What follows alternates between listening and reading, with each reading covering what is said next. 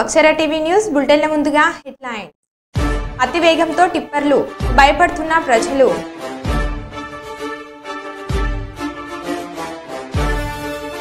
ధర్మపురిలో నిర్వహించిన మెగా ఆరోగ్య శిబిరం ప్రారంభోత్సవ కార్యక్రమంలో పాల్గొన్న MLA Adduri Laxman Kumar. Hanamkonda dolphin children's హాస్పిటల్లో దారుణం.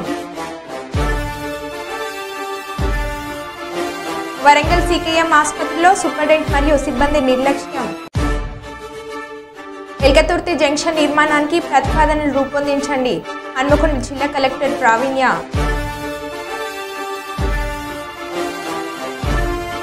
దేశ ప్రజలకు రాహుల్ గాంధీ క్షమాపణ చెప్పాలి. సంగారెడ్డి బీజేపీ నాయకులు డిమాండ్. సెల్ఫోన్ అంటే చిన్నపిల్లలకు భయం పుట్టించిన టీచర్.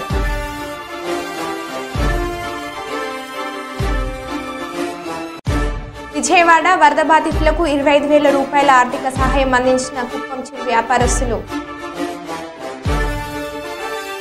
ఇక వివరాల్లోకి వెళ్తే రాజన్న సిరిసిల్ల జిల్లాలోని తంగిలపల్లి మండలం ఇందిరమ్మ కాలనీ గిరిజన సాంఘిక సంక్షేమ పాఠశాల కళాశాలలో జోష్న పీటీగా విధులు నిర్వహిస్తుంది. ఈ క్రమంలో ఆమె విద్యార్థుల పట్ల అరాచకంగా ప్రవర్తిస్తుందని గురువారం ఉదయం 5 గంటల సమయంలో విద్యార్థులు సిరిసిల్ల సిద్దిపేట ప్రధాన రహదారిపై బైఠాయించి నిరసన తెలిపారు. అవుట్సోర్సింగ్ పద్ధతిలో పనిచేసిన పీటీ జోష్నను సస్పెండ్ చేయాలని డిమాండ్ చేశారు. ఈ సందర్భంగా విద్యార్థులు మాట్లాడుతూ పీటీ జోష్న తమను ఇష్టం వచ్చినట్లుగా బూతులు తిడుతూ ఎక్కడ పడితే అక్కడ కొడుతుందని మండిపడ్డారు. విద్యా బుద్ధులు నేర్పే గురువు బూతులు మాట్లాడితే ఆమె నుంచి ఏం నేర్చుకోవాలని ఎవరికి చెప్పాలని ప్రశ్నించారు. తన క్లాస్ సమయంలో కూడా వేధిస్తుందని, స్నానం చేస్తుంటే బట్టలు లేకుండా వీడియోలు తీస్తూ రక్తం వచ్చేలా కొడుతుందని ఆగ్రహం వ్యక్తం చేశారు. ఎన్నిసార్లు ప్రిన్సిపల్తో పాటు అధికారులకు ఫిర్యాదు చేసినా పట్టించుకోకపోవడంతో ఆవేదన వ్యక్తం చేశారు. 580 మంది విద్యార్థులు ఉన్న పాఠశాల కళాశాలలో కనీసం వసతులు కూడా లేవని అన్నారు.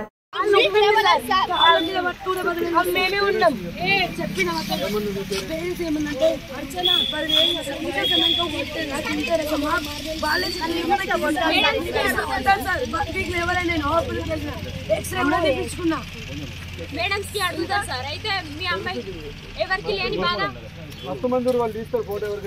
స్కూల్ టోటల్ ఎవరికి లేని బాధ మీ అమ్మాయికి వస్తుందా అని చెప్పి సార్. మేము పేరెంట్స్ ని వదిలి కానీ మా స్కూల్లో గిట్లా లేదు సార్.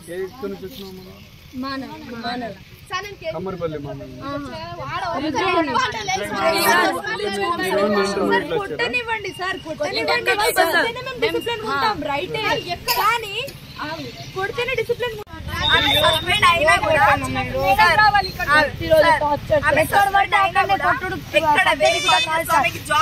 ఎక్కడ ఉండదు ఆమె ఎక్కడ సార్. మా రాగా 100 మంది ఆడపిల్లల లైఫ్ ఉంది సార్. మేము టోటల్ స్కూల్లో ఉన్నాడు సార్ కానీ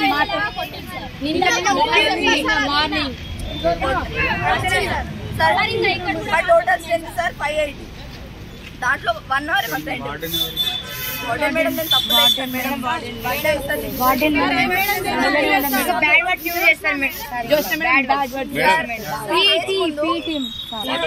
చదువుకోవడానికి వచ్చిన మేడంకి అసలుకి కొట్టడానికి రైట్స్ లేవు సార్. అయితే మేము పీటీ చూసుకోవాలి కానీ పీటీ చూసుకోవద్దు. మేము కాలేజ్ సెక్షన్ కాబట్టి మాకు కాలేజ్ మేడమే చూసుకోవాలి, స్కూల్ మేడం చూసుకోవద్దు. మేము పేరెంట్స్ విడిచిపెట్టి మా పేరెంట్స్ వాళ్ళు విడిచిపెట్టి మేము ఇక్కడికి వచ్చినాం. ఎందుకు వచ్చినాం? చదువుకోవడానికి వచ్చినాం. మేము ఇప్పుడు అక్కడికి పోలీస్ స్టేషన్ కి వెళ్తాం సార్. ఏదైనా చేయండి, మేమైతే వెళ్ళాం. ఏం జరిగింది అసలు? ఆడపిల్లల కనుక పర్సనల్ ప్రాబ్లమ్స్ ఉంటాయి. అట్లానే ఇన్స్ట్రక్షన్ అవర్స్ లో ఒక్క ఆమె స్నానం అయితే బాత్రూమ్ లో పోయి బట్ట లేకుండా కొట్టింది సార్.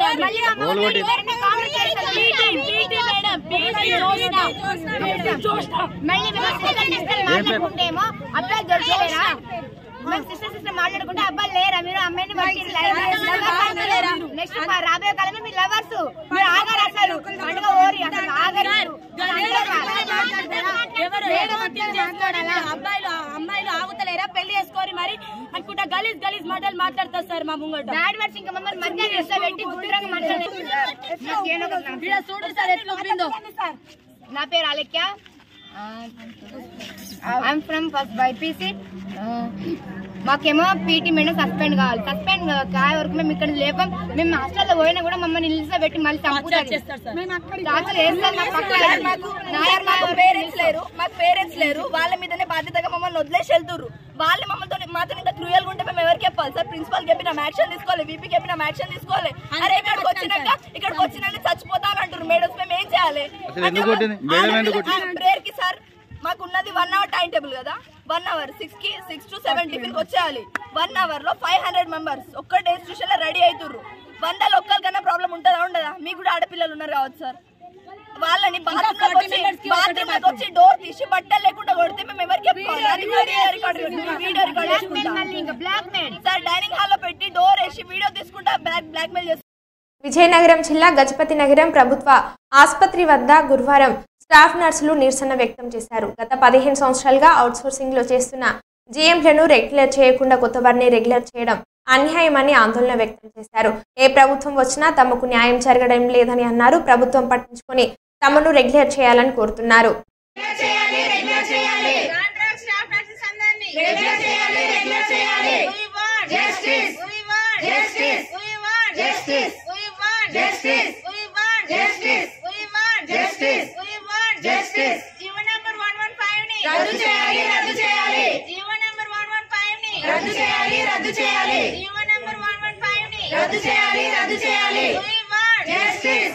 నుంచి ఒక్క రెగ్యులర్ పోస్ట్ కూడా తీయలేదు. ప్రభుత్వాలు ఎన్ని మారుతున్నా వస్తున్నా సరే ఇప్పుడు వరకు 2 విభజనలుగా మార్పించి చేస్తున్నారు.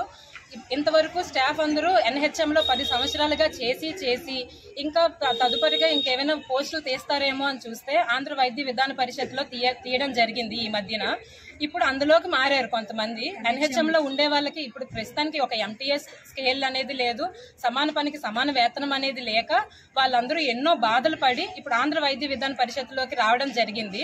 ఇప్పుడు అటువంటి వచ్చినప్పటికి కూడా ఇప్పుడు జీవో నెంబర్ 115 అని చెప్పేసి ఏఎన్ఎంలకి రెగ్యులర్ పోస్టులు ఇస్తాము అని చెప్పేసి అంటున్నారు.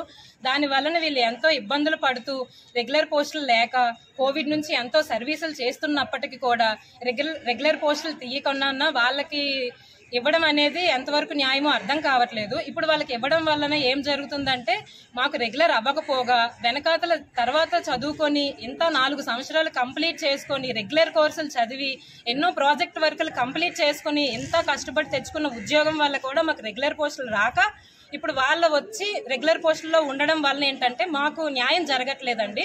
అందుకని జీవో నెంబర్ 115ని తక్షణమే రద్దు చేయాలని కోరుకుంటూ మా ఎన్హెచ్ఎంని ఏపీవీపీ స్టాఫ్ కాంట్రాక్ట్లో పనిచేస్తున్న అందరినీ ఇన్ సర్వీస్లో ఉండే వాళ్ళందరినీ రెగ్యులర్ చేయాలని కోరుకుంటూ మా మీడియా మిత్రుల ద్వారా ఈ న్యూస్ ఇంకా ముందుకు వెళ్లాలని.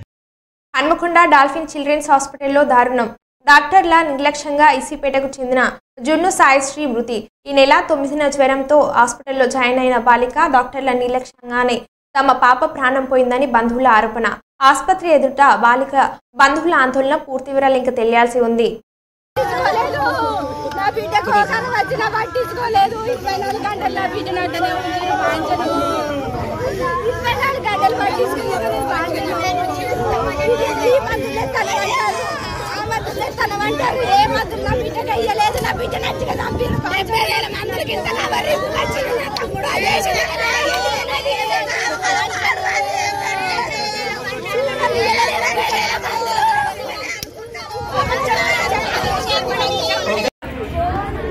ఈ నెల 20వ తారీఖు 7 సంవత్సరాలు పూర్తి నా బిడ్డకు. ఈ నెల 20వ తారీఖు నా బిడ్డకు జ్వరం అంతా తీసుకొచ్చినన్న పరికాలన చేసిన టెస్ట్ ఆ 24 గంటలైంది. 9వ తారీఖు వస్తే అక్కడ టెస్ట్ చేసిన దాన్ని పట్టుకొని అన్న నా బండికే మళ్ళీ 10వ తారీఖు నా టెస్ట్ చేస్తున్నాను అని నేను చేయమంటున్నాను. మళ్ళీ టెస్ట్ చేసిందన్న నా బలివిడిగా నా బిడ్డ నా బలివిడిగా వేరే కానీ పంపి ఈ వచ్చిన వాళ్ళ దాన్ని బట్టి చేసింది అన్న. ఆ ఏఎంసీలో పెట్టింది అక్కడ ఆయన హౌస్లో తీసుకుపోయి డైరెక్ట్ ఆమె శ్వాస తీసుకుంటాను తీసుకున్నాక కూడా ఆక్సిజన్ తీసుకుంది. ఆక్సిజన్ పెట్టిన బిడ్డ బట్టపాలు ఏమో అవుతుందని ఆక్సిజన్ అక్కడ పెట్టింది. మోస కొట్టుకున్న మధ్యలో ఉన్నది. మళ్ళీ నైట్ ఏంటంటే తీసుకుంటుంది. ఈ బిడ్డకు శ్వాస అక్కలేదు కానీ పెట్టాలంటే బిడ్డ బతుకులో గిట్లా మాకు అన్యాయం చేసిందో నైట్ 9 గంటలకు కూడా నిన్న రాత్రి 9 గంటలకు కూడా ఎంత డబ్బులు కట్టించుకున్నారు ఇప్పటి వరకు వాళ్ళు నిన్న రాత్రి 9 గంటలకు కంట్రోల్ అయింది మధ్యాహ్నం మీ బిడ్డకి ఆరోగ్యం అంటే ఇప్పుడు కుదుట పడతలేదు సీరియస్ డాక్టర్. వినాయక చవితిని పురస్కరించుకుని 5వ రోజు స్వయంభూ వరసిద్ధి వినాయక స్వామి వారిని అధిక సంఖ్యలో భక్తులు దర్శించుకున్నారు. విఘ్నేశ్వర స్వామి పంచామృత అభిషేకం సేవలో పాల్గొని స్వామివారిని దర్శించుకున్న మండపేట శాసనసభ్యులు వేగుళ్ల జోగేశ్వరరావు, విఘ్నేశ్వర స్వామిని దర్శించుకున్న అమలాపురం పార్లమెంట్ సభ్యులు గంటి హరీష్, మధుర్ మెట్ల రామణబాబు స్వామివారిని దర్శించుకుని ప్రత్యేక పూజలు నిర్వహించారు. స్వామివారికి తెల్లవారుజామున పంచామృత అభిషేకం, లఘున్యాస అభిషేకం నిర్వహించినట్లు అర్చక స్వాములు తెలియజేశారు. చిన్నారి భరతనాట్యం భక్తులను ఎంతగానో ఆకట్టుకుంది. అధిక సంఖ్యలో భక్తులు స్వామివారి ప్రసాదం స్వీకరించారు.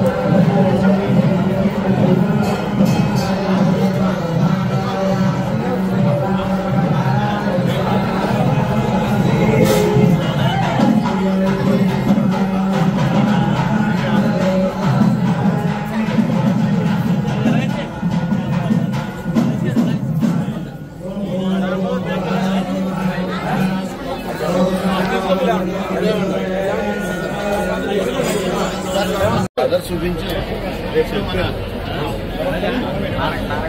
అటువైపు లాగేటప్పటికి నాకు ఆశ్చర్యపడ్డాడు. అంటే ఆకుట్టి ఇక్కడ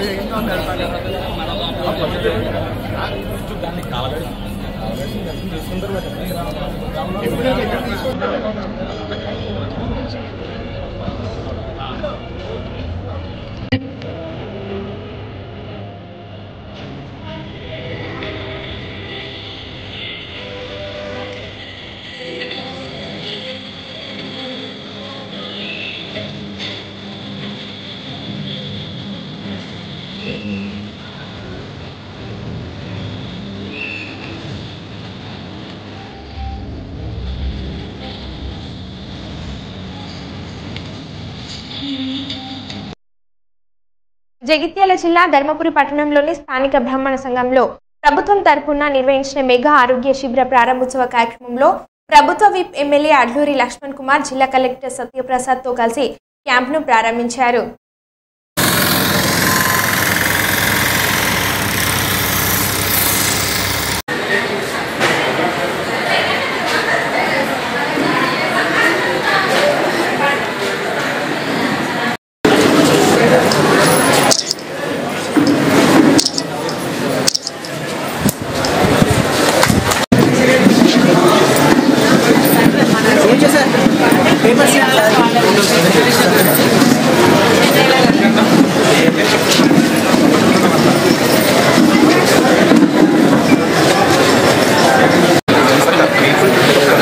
Hello.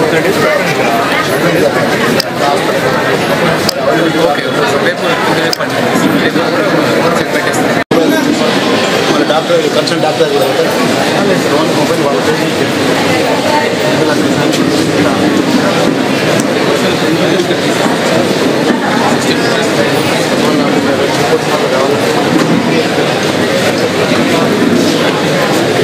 రిపోర్ట్స్ డాక్టర్ లేకపోతే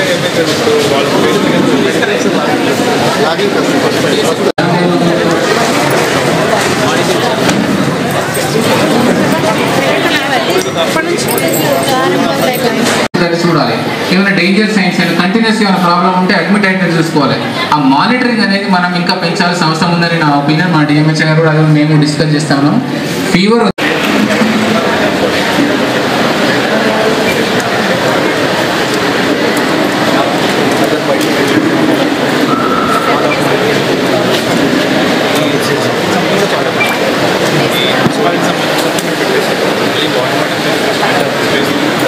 ల్యాబ్కు సంబంధించిన టెక్నీషియన్స్ కూడా బ్లడ్ శాంపిల్స్ తీసుకున్న తర్వాత ఆ శాంపిల్ తీసుకున్నటువంటి పేషెంట్ కానీ ఆ వచ్చినటువంటి ప్రజలకు కానీ ఆ ఒక నిర్ధారణ, ఒకవేళ డెంగ్యూ ఉన్నట్టయితే ఎంబడే మీకు ఈ ప్రాబ్లం ఉంది అనే విషయం చెప్పే విధంగా ఆ టెక్నికల్గా ఇక్కడ అన్ని కూడా సదుపాయాలు ఈ యొక్క వైద్య శిబిరంలో ఏర్పాటు చేయడం జరిగింది. అదేవిధంగా గత కొన్ని నెలల నుంచి కూడా ధర్మపురి ప్రభుత్వ హాస్పిటల్లో కానీ, నేరేళ్ల ప్రాథమిక హాస్పిటల్లో కానీ, ఇంకా ఈ ధర్మపురి జిల్లాలోని అన్ని ప్రభుత్వ హాస్పిటల్స్లో కూడా డాక్టర్లు కూడా టెక్నీషియన్స్ కూడా నిర్ధారణ చేసినటువంటి సందర్భంలో కూడా ఏదైతే ప్రజలు అప్రమత్తంగా ఉండే విధంగా మా స్థానిక అంటే ఇప్పుడు ప్రజలు ఎన్నుకోబడ్డ కౌన్సిలర్స్ 4 నెలల వరకు కూడా ఫోర్స్లో ఉంటారు. ఇక్కడ 15 మున్సిపల్ వార్డ్స్ ఉన్నాయి ధర్మపురి మున్సిపాలిటీలో కూడా. సుమారు 30,000 మంది ప్రజలు ఉంటారు.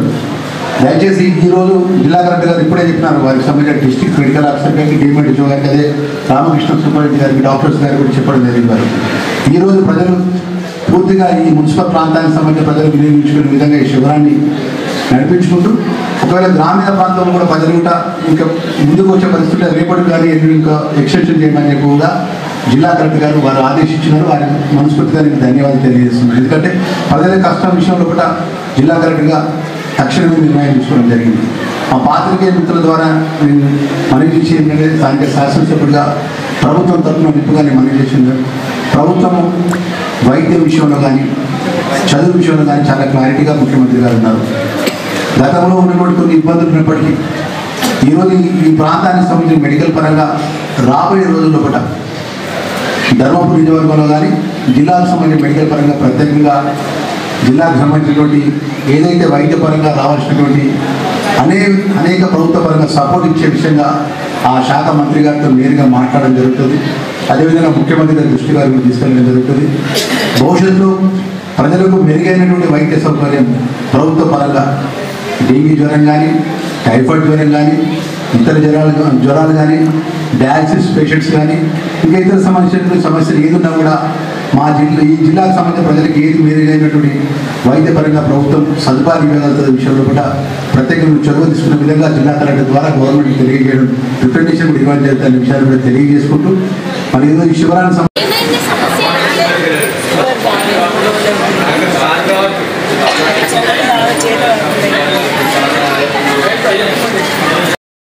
కుప్పం చిరు వ్యాపార సంఘం సభ్యులు విజయవాడ వరద బాధితుల కోసం 25,000 రూపాయలు ఆర్థిక సహాయం ప్రకటించారు. చిరు వ్యాపారస్తుల సంఘం అధ్యక్షుడు మంజునాథ్ ఆధ్వర్యంలో నగదును కుప్పం తెలుగుదేశం పార్టీ కార్యాలయంలో కుప్పం నియోజకవర్గం టీడీపీ ఇన్ఛార్జ్ మునిరత్నంకు అందజేశారు.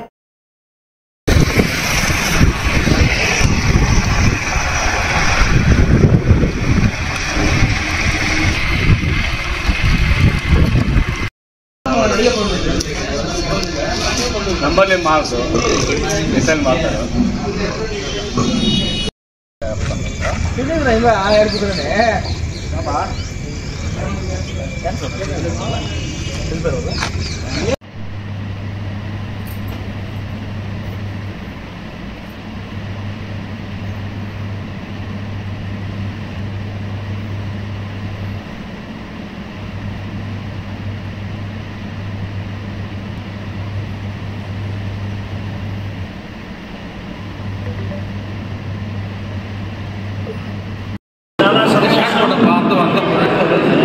విజయవాడలో జరిగినటువంటి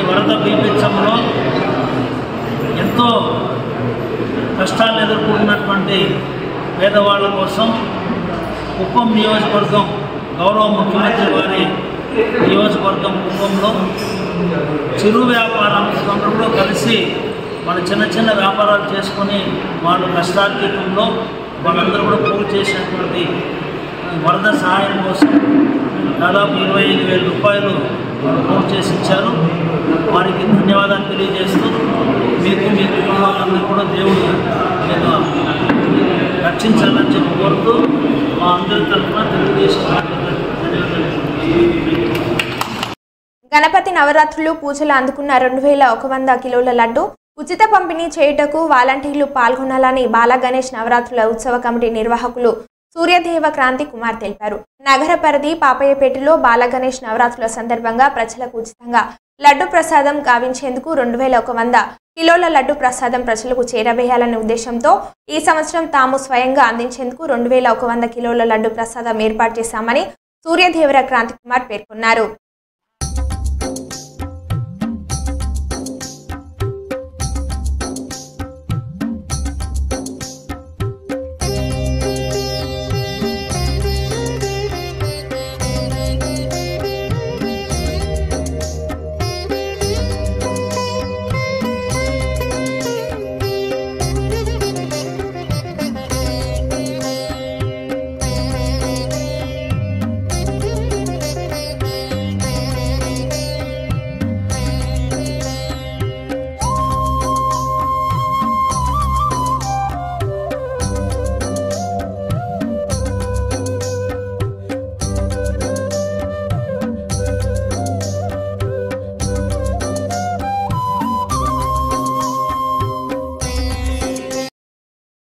నా పేరు క్రాంతి కుమార్ సూర్యదేవ. ఇక్కడ ఫస్ట్ టైం మేము వినాయకుడిని స్థాపించాము. సో ఫస్ట్ టైం కాబట్టి బాల గణేష్ని సెలెక్ట్ చేసుకున్నాము. తర్వాత నేను గత 8-9 సంవత్సరాలకు వెళ్ళి లడ్డు వేలంలో కొనడం నాకు ఆనవాయితీగా వచ్చింది.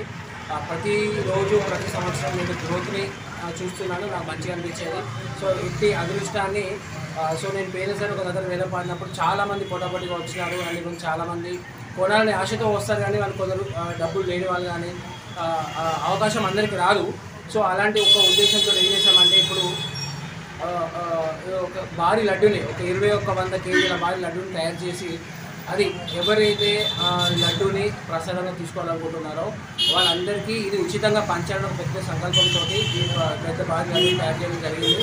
సో ఈ లడ్డూని మేము 42,000 కుటుంబాలకి వరంగల్లో నివసించే వాళ్ళకి ఉచితంగా వితరణ చేయాలని డిసైడ్ చేశామండి.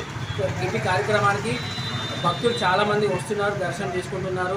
అండ్ ఈవెన్ ఈ ఇంత పెద్ద 42,000 మందికి డిస్ట్రిబ్యూట్ చేయడం అనేది చాలా పెద్ద టాస్క్ అది. సో దీనికి మేమేం చేసామంటే ఒక మొబైల్ యాప్ ఒకటి పెట్టుకున్నాము. ఆ మొబైల్ యాప్లో డౌన్లోడ్ చేసేసుకొని లడ్డూని ఆర్డర్ పెట్టుకుంటే ఫ్రీగా మీ ఇంటికి డెలివరీ వస్తుంది. సో ఈ డిజిటల్ యుగంలో డిజిటల్ లడ్డు మీ ఇంటికే వస్తుంది. మీరు భక్తులు ఎవరైనా వీలు కాని వాళ్ళు దర్శనం చేసుకోలేని వాళ్ళు ఉంటే కూడా మా యాప్ డౌన్లోడ్ చేసేసుకొని లడ్డూని పెట్టుకుంటే మీ ఇంటి వద్దకే మేము లడ్డూని ప్రసాదంగా ఉచితంగా పంపిస్తామండి. సో ఇది 42,000 కుటుంబాలకి లడ్డు ఉచితంగా పంచడానికి మాకు కనీసం 1000కెళ్ళి 1,500 మంది వరకు వాలంటీర్లు కావాల్సి వస్తుంది. సో ఇట్టి వితరణకి ఆర్ఎస్ఎస్ యువత కావచ్చు, విశ్వ హిందూ పరిషత్ యువత కావచ్చు, అండ్ ఎవరైనా కానీ ఇంట్రెస్ట్ ఉన్న వాళ్ళు ముందుకొచ్చి మా లడ్డూని వాలంటీర్గా ఉండి మీ ప్రాంతంలో ఉన్నవాళ్ళు ఎవరైతే మన యాప్ డౌన్లోడ్ చేసుకుని లడ్డూని ఆర్డర్ పెట్టుకుంటారో మీ చుట్టుపక్కల ఉన్న వాళ్ళకి మీ ద్వారా మా లడ్డూని ప్రసాదంగా పంచడానికి మేము ప్రయత్నం చేస్తున్నాము. ఇటు కార్యక్రమానికి మాకు వాలంటీర్లు కావాలి. వాలంటీర్లు కానీ భక్తులు కానీ పెద్ద సంఖ్యలో వచ్చి మా లడ్డూని వీక్షించి ప్రసాదం పొందగలని మా భావన. అనకాపల్లి జిల్లా ఇటీవలే 28వ తేదీన మంగళవారం రాత్రి పరవాడ మండలం తాలపువానిపాలెంలో జరిగిన రాబర్ని అనకాపల్లి జిల్లా పోలీసులు కేసు ఛేదించారు. నేపథ్యంలో జిల్లా ఎస్పీ దీపికా పటేల్ మీడియా సమావేశంలో నిర్వహించారు. ఈ సమావేశంలో ఆమె మాట్లాడుతూ తమకు వచ్చిన సమాచారం మేరకు పోలీసుల రంగంలోకి దొంగతనానికి గురైన 17 తులాల బంగారంను నిందితుల నుండి స్వాధీనం చేసుకున్నట్లు తెలియజేశారు. అలాగే దీని విలువ సుమారు 12 లక్షల పైగా ఉంటుందని పేర్కొన్నారు. ఈ నిందితులు విజయనగరం ప్రాంతానికి మరియు విశాఖపట్నం ప్రాంతానికి చెందిన వారిగా తెలియజేశారు. అలాగే ఈ రాబర్ని కేసును ఛేదించిన పరవాడ పోలీసులకు జిల్లా ఎస్పీ ప్రత్యేక కృతజ్ఞతలు తెలియజేశారు.